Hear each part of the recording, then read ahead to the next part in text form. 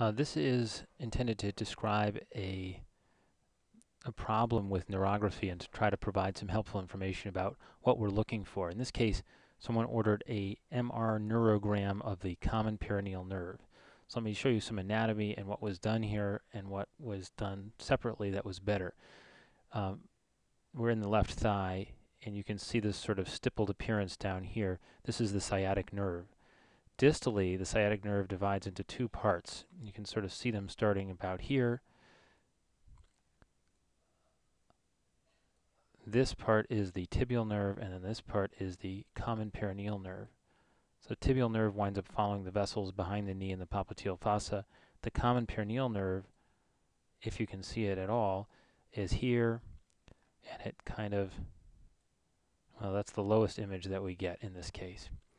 And what winds up happening is it wraps around the fibular neck, and I'll show that in a minute. But I meant to show this as a problem, that basically we're imaging these tiny structures, and the field of view here is way too big. Most of this stuff is not needed. In fact, if we could, if signal to noise allowed us, we'd really want a field of view that's only something like this, so that we can follow the nerves and see what they look like and see how they're doing.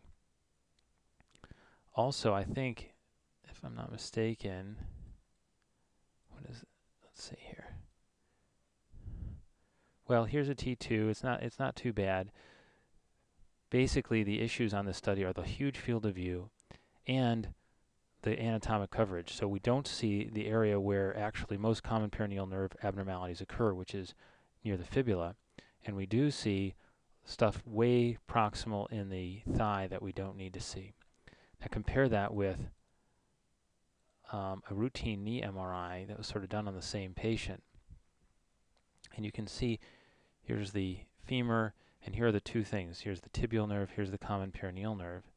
And if I scroll through here, the tibial nerve joins up with the popliteal vessels. The common peroneal nerve is in this area. It's a very small structure.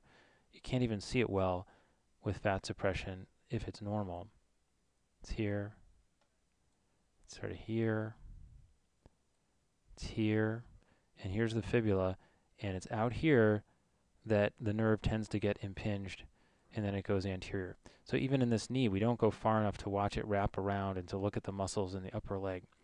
So basically, the anatomic coverage for neurography would be nice to see this at the bifurcation, so start a little more proximal than we normally do in the knee to cover the bifurcation of the sciatic nerve into the tibial and peroneal nerves, and then distal to the knee, distal to the fibular neck, so we can see what happens as this nerve comes around the bone. This kind of field of view is much more appropriate.